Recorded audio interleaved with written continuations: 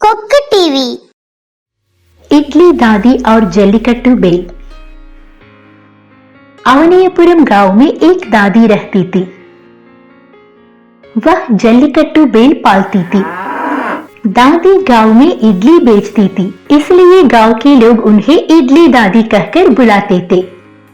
क्या आप भूखे हैं? रुको, मैं आता हूँ। यह खाओ।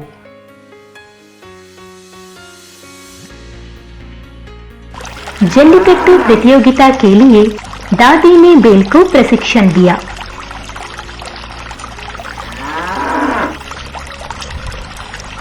एक दिन जल्लीकट्टू प्रतियोगिता में बेल ने पुरस्कार जीता और बर्तन लेकर घर आ गया।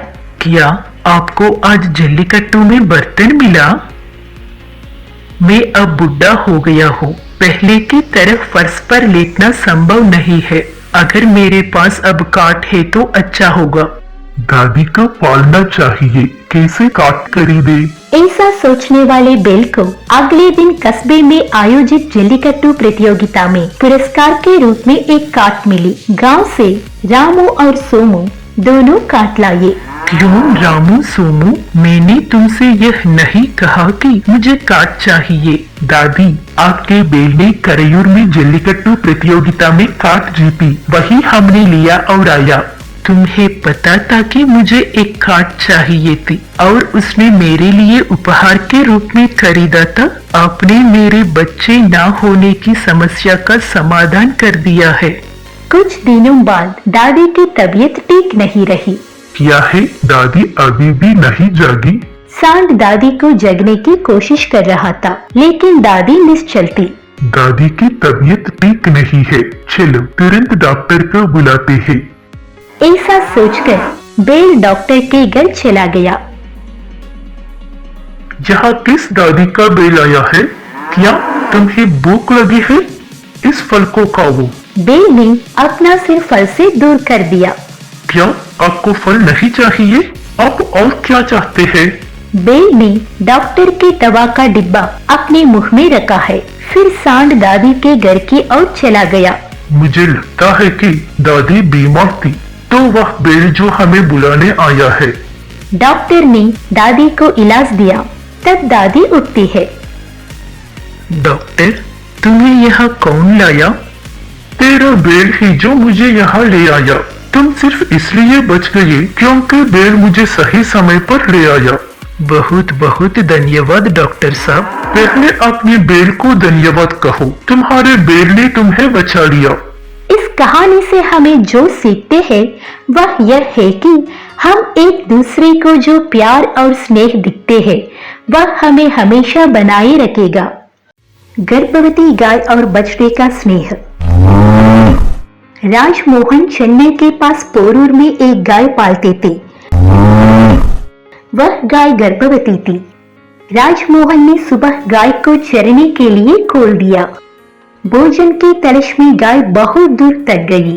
तभी गाय के पेट में दर्द हुआ। पेट में दर्द होती ही गाय एक पेड़ के नीचे लेट गई। कुछ ही देर में गाय ने एक सुंदर बछड़े को जन्म दिया। गाय ने अपने बछड़े को प्यार से देखा। उस गांव के लोगों ने भी देखा। भाई, गाय ने इस बछड़े को जन्म दिया है। यह गाय किसकी है यह पता नहीं चल पाया है। भाई, इस गाय के गले में टैग लगा है तो देखते हैं। इस टैग को देखिए, गाय के मालिक का फोन नंबर है। चलो उस नंबर पर कॉल करते हैं। हाँ, यह सही है। नमस्ते, यह कौन है? भाई, आपकी गाय के यहाँ एक बछड़ा पैदा हुआ है। सच में? जहाँ गाय और बछड़ा है, गाय की फोटो और गाय की लोकेशन मेरे मोबाइल पर शेयर करें। उन्होंने राजमोहन को गाय और गाय के स्थान की एक तस्वीर साझा की। राजमोहन ने देखा, भैया मैं शीघ्र ही वहां आऊंगा। राजमोहन और उसके दोस्त ने गूगल मैप के जरिए गाय की लोकेशन को पता लगाया और वहां गए। गाय ने बछड़े और राजमोहन को स्नेह से देखा। भाइयों, आपने जो मदद की उसके लिए आपका बहुत बहुत धन्यवाद। राजमोहन बछड़े को मोटरसाइकिल से अपने घर ले गए। पेट दर्द की परवाह किए बिना गाय ने बछड़े के 3 किलोमीटर बड़े प्यार से पीछा किया। अरुण बहुत खुश हुआ कि गाय अपने बछड़े को लेकर घर आ गई। इस कहानी से हम क्या सीखते हैं? हमें पालतू जानवरों और जानवरों की वैसे ही देखभाल करनी चाहिए जैसे गर्भावस्था के दौरान अपनी बेटे और बहू की देखभाल करते हैं। शरारती घोड़ा। राजा जहां भी जाएगा घोड़े पर सवार होगा। कुछ दिनों बाद राजा ने एक नई मोटरसाइकिल खरीदी। मोटरसाइकिल खरीद जाने के बाद से घोड़ा कहीं नहीं गया है। घोड़ा अब हमारे लिए उपयोगी नहीं रहा, हम घोड़े को कम खाना ही देंगे। उसने घोड़े को बहुत कम खाना दिया। घोड़ा बहुत थक गया था। एक दिन राजा की बेटी सोनिया गाजर खा रही थी। तभी घोड़े ने सोनिया की ओर देखा और भागने लगा। यह गाजर खाओ। धन्यवाद सोनिया। क्यों पिताजी ने तुम्हें खाना नहीं दिया? हाँ, अब तुम्हारे पिता मुझ पर बैठकर सवारी नहीं करते, इसलिए वह मुझे ठीक से खाना नहीं देते। इसके बाद मैं तुम्हारा पोषण करूंगा। सोनिया के कहने के बाद वह रोजाना घोड़े को सब्जी और फल देती थी। एक दिन राजा मोटरसाइकिल लेकर बाहर जाने के लिए निकला। मोटरसाइकिल स्टार्ट नहीं हुई। मोटरसाइकिल स्टार्ट नहीं हो रही है, चलो आज घोड़े पर चलते हैं। राजा घोड़े पर बैठ गया। घोड़े ने राजा को बिना हिलाए नीचे धकेलने की कोशिश की। राजा ने घोड़े को वश में करने की कोशिश की, लेकिन राजा घोड़े को नियंत्रित नहीं कर पाया। राजा घोड़े से नीचे गिर गया। तभी सोनिया वहां आ गई। क्यों आपने पापा को लेने से मना कर दिया? सोनिया घोड़े पर बैठ गई। घोड़ा चुपचाप सोनिया के साथ कुछ दूर चला गया। पिताजी, घोड़ा आपसे सिर्फ इसलिए बांधा नहीं है क्योंकि आप ठीक से भोजन नहीं करते हैं। आपसे घोड़े को ठीक से खाना खिलाइए। अच्छा, मैं वह करूँगा। राजा ने यह कहा और घोड़े पर बैठ गया। घोड़ा भी चुप हो गया। इस कहानी से हमें क्या सीख मिलती है? हमें हमेशा उन्हें ऐसे समय में भी खिलाना चाहिए जब जानवर हमारी मदद नहीं करते। हाथियों ने गाय को बचाया। होसूर के पास आंतीवाड़ी नाम का एक खूबसूरत गांव है। आंतीवाड़ी गांव के पास जंगल से बड़ी संख्या में हाथी आए। बगीचों में गन्ने और केले की फसलें खाते थे। कुछ घरों में खाने का सामान भी खाते था। हमारे शहर में भोजन के लिए हाथी बार बार आते हैं। हाँ रंगैया, हमारे शहर के लोगों को हाथियों के झुंड को देखकर डर के साए में जीना पड़ रहा है। इधर देखो, हमारी गाय कुएं में गिर गई है।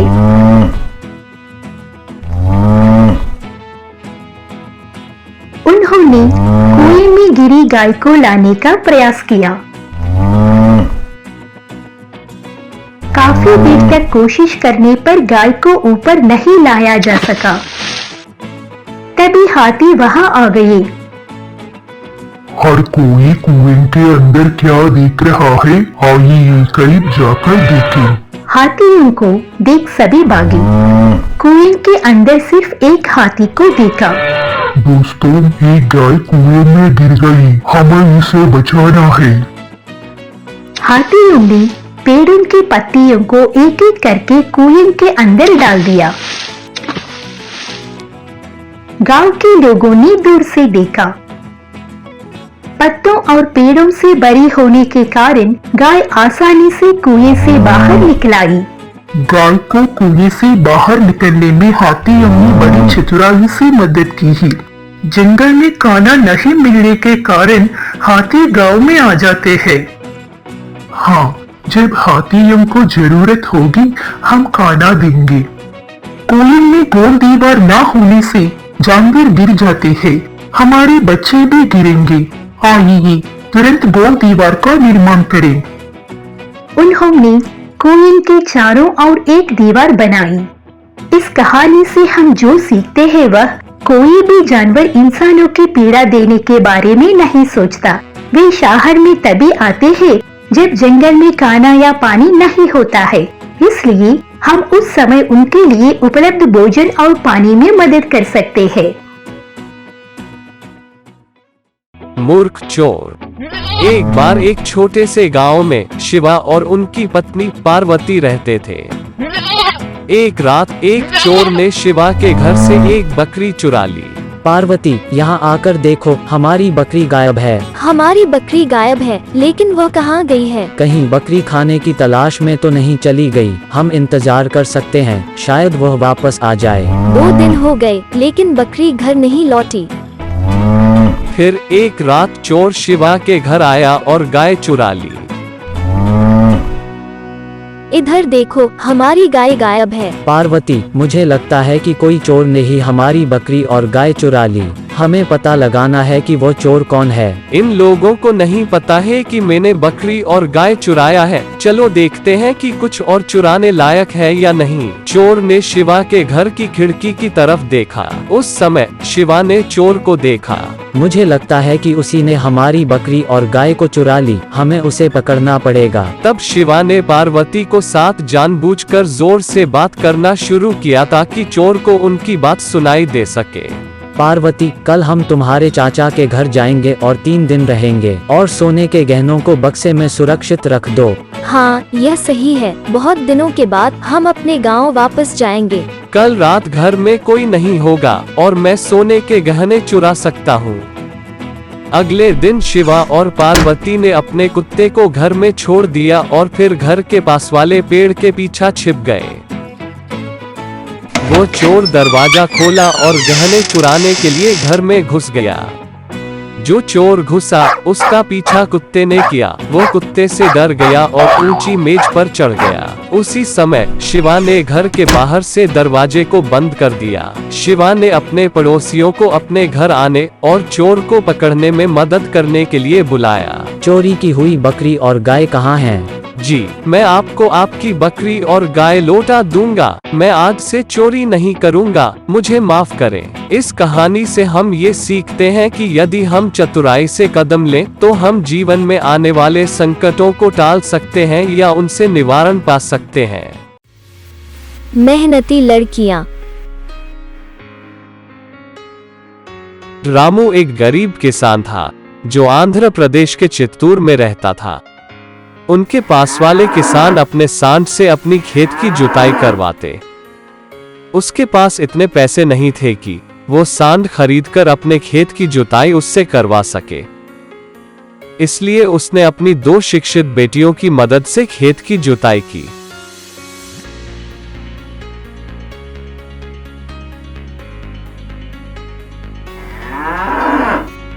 वे दोनों अपने पिता की सहायता करके खुश थे। जब एक प्रसिद्ध हिंदी अभिनेता ने अपने दोस्तों के माध्यम से इसके बारे में जाना, तब उन्होंने उन लड़कियां की कड़ी मेहनत के लिए उपहार के रूप में एक ट्रैक्टर दिया। वो सब बहुत शुक्रगुजार थे और उन्होंने खुशी खुशी उस उपहार को स्वीकार किया। फिर उन्होंने ट्रैक्टर की मदद से खेती शुरू की।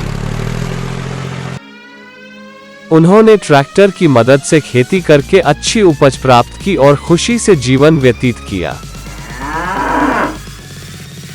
हम इस कहानी से यह सीखते हैं कि हमें मेहनत करने में संकोच नहीं करना चाहिए और हमें पीड़ित लोगों की सहायता करनी चाहिए। अंडा चोर। करण राजू के मुर्गी पालन में काम किया करता था। मैं बहुत काम करता हूँ, फिर भी मुझे कम पगार मिलती है। मालिक, मेरी पगार काफी नहीं है, कृपया मुझे थोड़ा ज्यादा पैसे दीजिए। माफ करना, मैं और ज्यादा नहीं दे सकता हूँ, क्योंकि अंडे इस वक्त सामान्य दाम से बहुत कम में बिक रही हैं। मुझे नहीं लगता कि मेरी पगार बढ़ाई जाएगी। मैं अंडों को छुपा लेता हूँ और बाद में मैं उनको बेच दूंगा। करण ये सोचकर पालन से कुछ अंडों को एक पौधे के नीचे छुपा दिया। करण ने रोज उस पौधे के नीचे कुछ कुछ अंडे छुपाए। अब तक बहुत अंडे इकट्ठे हो गए हैं। जब मालिक नहीं रहेंगे तब मैं इनको बेच दूंगा। कुछ दिनों बाद, यहाँ पर इतने अंडे क्यों हैं? ठीक है, हम इन पर बैठते हैं और चूजों को निकालते हैं। कुछ दूसरी मुर्गियाँ भी उन अंडों पर बैठकर उनकी मदद की। करण, इतने कम अंडे क्यों हैं? क्या कोई हमारे अंडे चुरा रहा है? किसी ने भी हमारे अंडों को नहीं चुराया है, क्योंकि मैं यहाँ पर पहरा दे रहा था। ठीक है, अगले हफ्ते मैं बाहर जा रहा हूँ, तो तुम्हें ही इस मुर्गी पालन का देखभाल करना होगा। ठीक है जी। करण ने सोचा कि जैसे ही उसका मालिक निकल जाएगा वैसे ही वो उन अंडों को बेच देगा। 2 दिन बाद जब करण और उसका मालिक उस मुर्गी पालन में थे, तब कई सारे चूजों और मुर्गियां पौधे के पीछे से निकलने लगे। मुझे लग रहा था कि कोई हमारे अंडों को चुरा रहा है, लेकिन मुर्गियां ही अलग जगह में अंडा दे रही थी। मुर्गियों की कीमत अंडों से ज्यादा होती है, इसलिए हम आज से अंडे की जगह मुर्गियां बेचेंगे। और करण, आज से तुमको सामान्य पगार से 500 रुपए ज्यादा मिलेंगे। महोदय, मैंने उन अंडों को छुपाया ताकि मैं उनको बाद में आपकी जानकारी के बिना बेच सकूं, लेकिन आप बहुत दयालु हैं। मुझे माफ कर दीजिए, मैं ऐसा फिर कभी नहीं करूंगा। ज्यादा पगार ना पाने के कारण अंडे चुराना ठीक बात नहीं थी, लेकिन हम आज से अंडों की जगह मुर्गियां बेचेंगे। इसके लिए आज से तुम्हारा पगार बढ़ाया जाता है। इस कहानी से हम ये सीखते हैं कि अगर हमें अपने काम के लिए काफ़ी धन नहीं मिलता है तो हमें अधिक कमाने के लिए गलत रास्ता नहीं अपनाना चाहिए। हमें याद रखना है कि अगर हम परिश्रम और ईमानदारी से काम करें तो हमको अपने आप ज़्यादा धन प्राप्त होगा।